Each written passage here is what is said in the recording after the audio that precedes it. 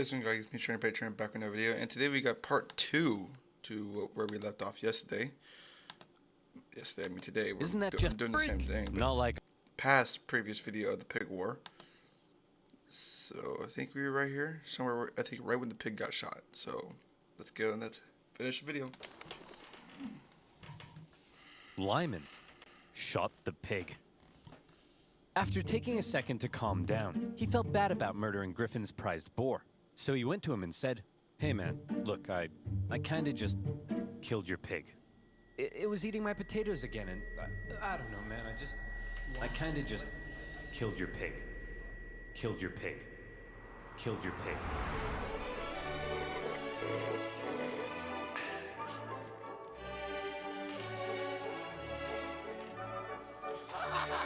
Oh my fucking god, dude. You swine! No, the swine is the one I killed. I'm Lyman.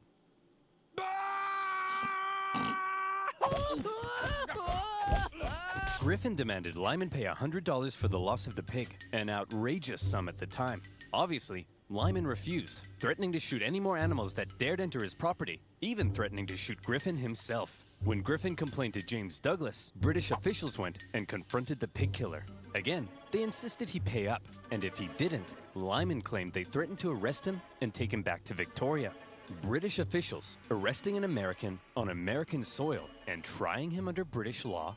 Now that's controversial. Yeah. And it's a controversy that attracted the attention of an American general in charge of the Department of Oregon, one William S. Harney. This guy, General Harney, had a reputation. He's the kind of guy who invades Mexico without orders, wasting valuable resources and creating an embarrassing situation for everyone involved. He's the kind of guy who has one of his own men arrested for writing the wrong header on a report. He's the kind of guy who finds a dog digging up his yard and then chases it for 1.5 miles just to give it a beating. He hated superiors, hated being told what to do, and had been court-martialed 4 times for disobeying orders. Contemporaries described him as an imbecile, all matter and no mind, an arrogant humbug, and Never heard a of this guy. laughingstock. Like I said, General Harney had a reputation. He hated the British and was out for any opportunity to earn personal glory for himself. By some accounts, he even wanted to become president. And so, in July 1859, when he happened to visit San Juan Island, and he learned of the plight of the Americans living there, the shooting of a pig, and the British threat to arrest Lyman Cutler, General Harney went into scheme mode. Oh my god. Hey yo, Captain Pickett. Yes sir, listen carefully.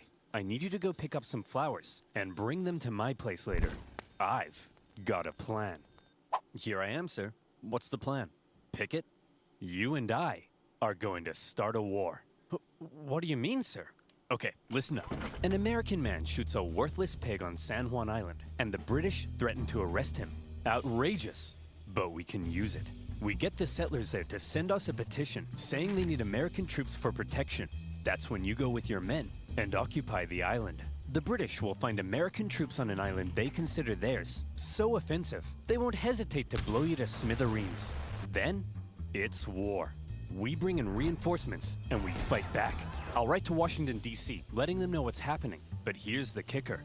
My letter will take 6 whole weeks to get there, before the government even gets a chance to respond, telling me I'm an idiot and ordering me to cease fire. The island will be ours. Hell, we could even invade Vancouver Island or British Columbia. It's foolproof. Wow, very impressive, sir. But I gotta ask, why? Well, I'll level with you, Pickett. Historians still contest exactly what it is I'm trying to do here. It's possible I'm trying to expand America's territory. Maybe I'm trying to play the hero so I can become president. Some have even suggested that since I'm a slave-owning Southerner, I may be trying to create a diversion to help the South secede in the upcoming Civil War. But if there's one thing that almost everyone can agree on, it's that I'm an idiot. I see. But hold on, what'd you tell me to bring flowers for? Because, Pickett, they're pretty and I like them! There are also historians who believe that Harney and Pickett had no secret plan at all, and were not scheming masterminds, but simply hot-headed buffoons, genuinely outraged at the audacity of the British, and trying to protect American citizens. But the fact of the matter is, Pickett took the very controversial and extremely provocative act of landing American troops on disputed territory. He set up his camp in a very exposed position and erected a very provocative sign proclaiming that only American laws applied on the island. It was almost like he was asking to be fired upon. Or, again, maybe he was just an idiot. When a British official sent to the island to get rid of the unruly American settlers now saw that there were American troops, he demanded they leave. He was obviously told to go suck an egg. When Douglas found out, he was enraged. To him, the American landing constituted an invasion. Harney sent a report back to the War Department in DC, justifying his actions with exaggerated claims of British villainy. But he knew it would take 6 weeks to get there, and another 6 weeks for their reply to come back. For now, the situation was entirely in the hands of local military and government officials, and the ball was in the British court. Would the temperamental Governor Douglas and the powerful British Navy respond to the American provocation with force? Were Britain and America really about to go to war over the shooting of a pig? Well, if one man were to have his way, it's entirely possible they would. James Douglas had already had Americans force him out of Oregon. They had threatened his position in Victoria during the gold rush. Now they had invaded his island, and he had had it. It was time to turn to the Royal Navy. You, Captain Hornby, go to the island and prevent any more Americans from landing. And take this magistrate with you to arrest Captain Pickett. Use force if necessary. Just don't do anything to start a war. Wait, you want me to use force but not start a war? Oh, I'm sorry. Is that too much to ask, Princess? When Captain Hornby got to the island and saw that the American force there was even larger than expected, his concern grew. He sent word back to Douglas, who in response ordered even more ships to the island. And at this point, the naval officers were like, hey man, let's talk. They were concerned Douglas's escalation was leading them to war, and they convinced him it probably wasn't a terribly good idea to just go up to an American military captain with his armed men and say, hey bucko, you're under arrest. Please don't shoot me. Douglas gave in. To prevent any hostilities, he canceled all orders and told the Navy, for now, to simply keep an eye on the Americans. He did send one more ship for good measure. Captain Pickett, now seeing the British ships with their guns aimed directly at his exposed camp, said, see Jeff? Look at that. We're about to get blown to bits. All according to plan. Hang on. Oh crap, Jeff, we're about to get blown to bits! Run! Pickett hastily moved his camp from its very exposed position to another position, which, as it happened, was also very exposed. It probably won't surprise you to learn Pickett came dead last in his graduating class. Nearby American and British officials began showing up to ask Pickett what the heck he was even doing.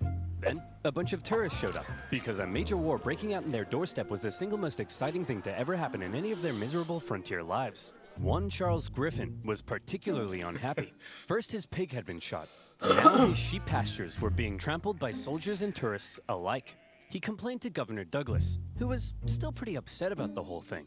Douglas felt British honor itself was at stake, so he decided that if American forces were allowed to be on the island, well then by golly, the British should be there too. It would be a joint military occupation. Upon hearing Douglas's new plan to land British troops on the island, Captain Hornby decided to go speak with Pickett in person. After informing him of the plan, Pickett replied that if they dared land, he would open fire. So there they were. The British had orders to land. The Americans had orders to prevent their landing. This was it. War. Over a small island in the middle of nowhere. Over a pig and some potatoes. Over whether the US-Canada border looked like this or like this. It was stupid. Hold on. They actually made the Or change. like this. The US-Canada border looked like this or like this. They actually did make the Was fucking stupid. change. Hold on. This is stupid. To heck with it. I'm not landing those troops. I'm not gonna be the one who starts a war.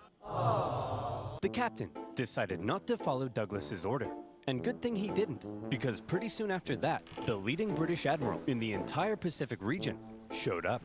Rear Admiral Baines outranked Governor Douglas. When he heard of everything that had been going on, he was stunned. But when he heard that Hornby had refused Douglas's plan to land troops, Baines could have kissed him. Whether he did or not, history doesn't tell. But I like to think they did. The Rear Admiral canceled all of Douglas's orders and instead pursued a policy of not interfering with the Americans until he could contact the British government. The Americans, not knowing the British no longer intended to land, had sent reinforcements and began fortifying. But even still, the British Navy did nothing.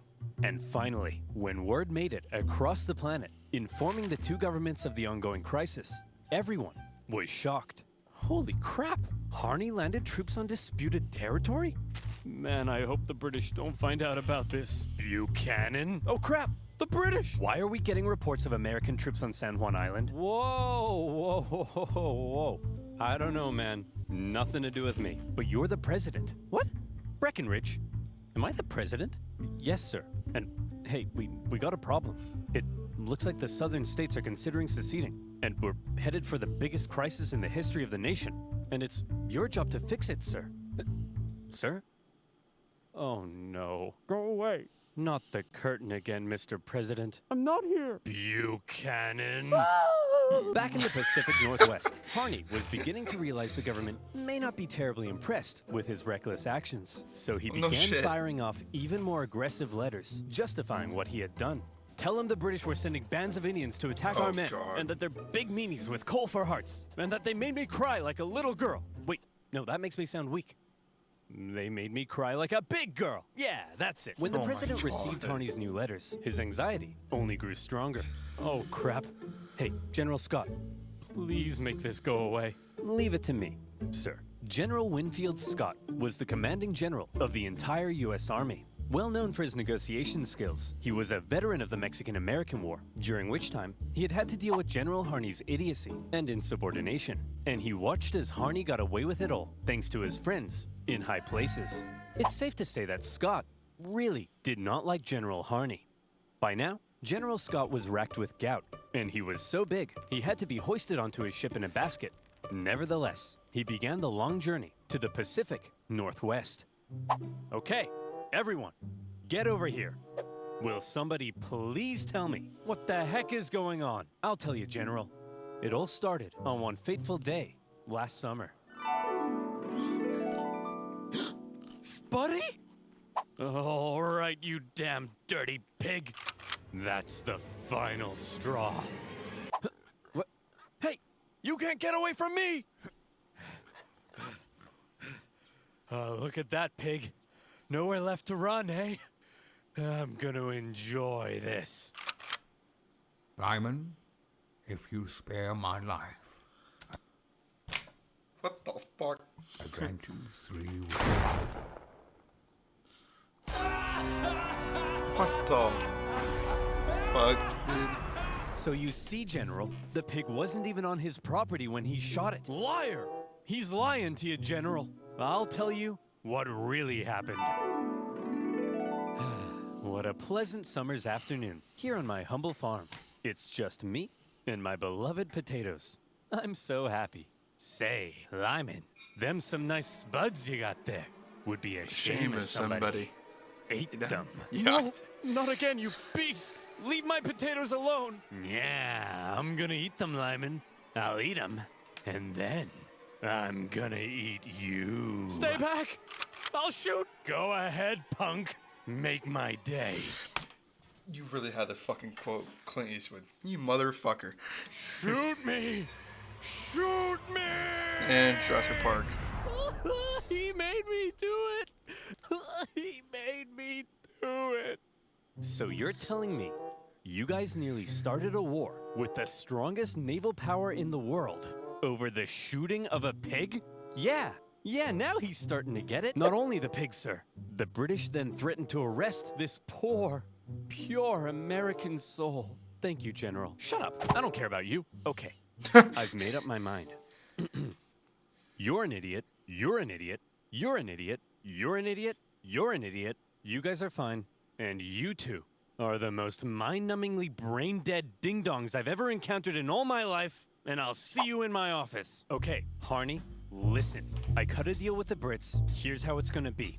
Both sides will maintain a small force on the island for a joint military occupation until our two governments can decide who owns the island. Now, the only way they'd agree to that is if Pickett is removed from command, so I'm replacing him with Captain Hunt here. Now, Harney, listen to me. Do not, under any circumstances, put Pickett back on that island. Okay? I mean it, Harney. Do not order Pickett back onto the island. Understood? Yes, sir. Good. I'll see you, Glubos, later. And Pickett goes right back. Is he gone? I think so. Good. Hunt, you're fired. Pickett, you're going back on the island. All right, you psychopath. I've been waiting years for this. I hate you. I've always hated you. Harney had not only ordered Pickett back onto the island, but his department even notified the British that it did not recognize the joint occupation settlement, while everyone else had decided on peace. Harney appeared to still be threatening war. Fucking moron. So am I. Celebrate every kiss with K. Shut the fuck up. Can't stand this kind of rap.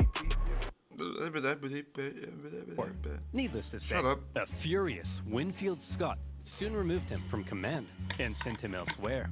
In Harney's absence, the joint occupation went ahead, That rap and sucks. the troops actually got along together quite well. The British attended 4th of July celebrations at the American camp, while the Wow. Americans visited the British for Queen Victoria's birthday. Even Pickett became good friends with his British counterpart. War, it seemed, had been avoided, thanks largely to the level-headed actions of the Royal Navy and General Winfield Scott. Of course, the islands were still in dispute, and the question of who exactly owned Are them they still had to be answered. That answer would have to wait, because while San Juan was at peace, the nation was tearing itself apart. When I Civil don't know War if they- broke I don't know out if they in even made a decision yet, 1861, have they? I the don't issue know. of San Maybe Juan we'll just find out. wasn't that important. Harney, despite being a Southerner, remained in the U.S. Army, but was eventually removed from command at St. Louis when his loyalty to the Union came under suspicion. More famously, Captain Pickett, a native Virginian, went on to become a Confederate general. Pickett's charge at the Battle of Gettysburg remains one of the most famous moments of the entire war and marked a major turning point. U.S. relations with Britain actually soured during the war. The British, missing their supply of southern cotton, initially looked like they may intervene on the side of the Confederacy. There was the Trent Affair, when Confederate diplomats were discovered and arrested on a British mail steamer. And then there were the British-built ships, sold to the Confederacy, that wreaked havoc on northern commerce.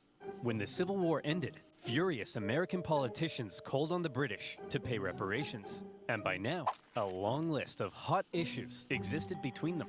And yes, on that list remained, 12 years later, Really? still Wow. the issue of who owned these gosh darn islands. That issue, it was finally agreed, would be submitted to international arbitration. The Empire of Germany would decide, with the British and Americans presenting arguments. The fuck? The American argument Germany? was reportedly presented with a little more pizzazz, a little more zing. And in the end, when the Germans made their decision, they awarded the San Juan Islands to the United States. When an aging Douglas heard the news, he said that there was no possible way the British argument had been presented correctly. But that was that. The British conceded, and on the 25th of November, 1872, the last British troops left the island. As the Americans entered the British camp to raise their flag, they found that the British had removed the flagpole. One last up yours to Uncle Sam. By this time, Charles Griffin had already left the island, and the Hudson's Bay Company eventually sold their sheep farm. And so, there you have it. A dangerous situation that almost brought two great powers to war, triggered by the shooting of a pig. But thanks to more level-headed minds and an eagerness for peace and cooperation, conflict was avoided. And the only casualty of this pig war was, well, just a pig. But how different could things have been? Hey, can't forget the What if potatoes. the British had attempted to arrest Pickett? What if they had landed troops? Could the two sides have actually gone to war? Could America have invaded Canada? Could it, perhaps, still invade Canada? No, we Think could. about it. Why not? We have the manpower. We have the arms. It's our manifest destiny. Do it. Picture a future Do it. where American Do it. Mounties wear red, white, and blue and hail the stars and stripes. Where Wayne Gretzky would wave the Oh my American God. flag every 4th of July in the streets of Montreal. Maple syrup, the greatest American food. Banff, the greatest American national park. One united nation under the leadership of Oh our God, oh no, glorious oh no. president, Drake. No longer shall we tolerate our smug neighbors to the north with their affordable insulin and endless comments complaining that I don't talk about Canada enough in my videos. Oh my God. That's right, Canadians. Watch your backs. Sleep with one eye open tonight because Biden's coming, Okay. baby. And this time, he's coming with a vengeance. You know the thing, you know the thing, you know the thing. That last part killed me, bro. That's funny as shit. Honestly, I learned a lot. I mean, again, a good fucking great video about Oversimplified. Seriously, it'll be, again, their description will be in the comments. Yeah, I mean, their link will be in the bottom. Description. The link will be in the description. But no, that last part was kind of funny, bro. That shit had me not fucking done.